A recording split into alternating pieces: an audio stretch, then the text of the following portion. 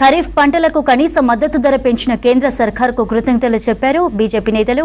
కేంద్ర నిర్ణయంతో రాష్ట్ర రైతులతో పాటు దేశంలోని రైతులకు ఎంతో మేలు జరుగుతుందన్నారు. బీఆర్ఎస్ ను ఉద్దేశిస్తూ అవినీతి పార్టీలను బీజేపీ విలీనం చేసుకోదన్నారు కమలం లీడర్స్. ఎమ్మెల్సీ కవిత సీఎం రేవంత్ రెడ్డి అడుగుజాడల్లో నడుస్తుందనే అనుమానం వ్యక్తం చేశారు.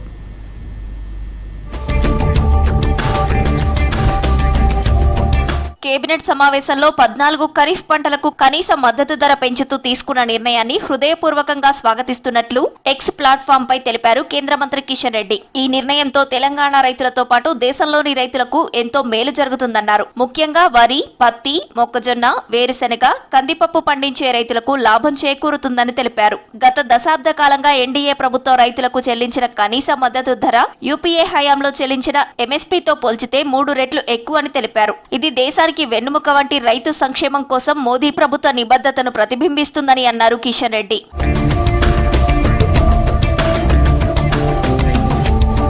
బీజేపీ బీఆర్ఎస్ ఎప్పటికీ ఒకటి కావన్నారు బీజేఎల్పీ నేత ఏలేటి మహేశ్వర్ రెడ్డి. అవినీతి పార్టీలను బీజేపీ విలీనం చేసుకోదన్నారు. బీఆర్ఎస్ ను కలుపుకునే అవసరం బీజేపీకి లేదన్నారు. బీజేపీపై కవిత బట్టకల్చి మీద వేసే ప్రయత్నం చేస్తున్నారన్నారు. కవిత సీఎం రేవంత్ అడుగుజాడల్లో నడుస్తుందా అనే అనుమానం వస్తుందన్నారు ఏలేటి. బీజేపీ బీఆర్ఎస్ కలిసే సమస్య లేదు, సమస్య ఉండదు.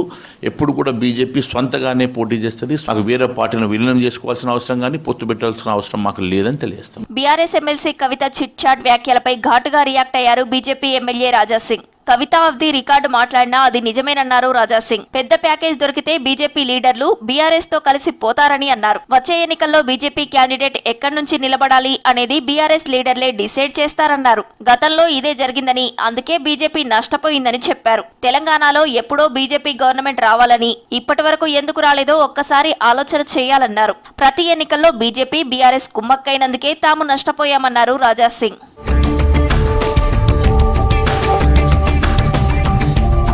నిజమైన చరిత్రను సినిమాలాగా మలచిన రజాకార్ చిత్రానికి 3 అవార్డులు రావడం గర్వంగా ఉందన్నారు ఆ సినిమా నిర్మాత గూడూరు నారాయణ రెడ్డి. ముఖ్యమంత్రి రేవంత్ రెడ్డికి, ప్రభుత్వానికి, అవార్డ్స్ జ్యూరీ కమిటీకి నిర్మాతగా ధన్యవాదాలు తెలిపారు. ఉత్తమ చారిత్రాత్మక సినిమాగా 3 అవార్డులు రావడం చాలా ఆనందంగా ఉందన్నారు.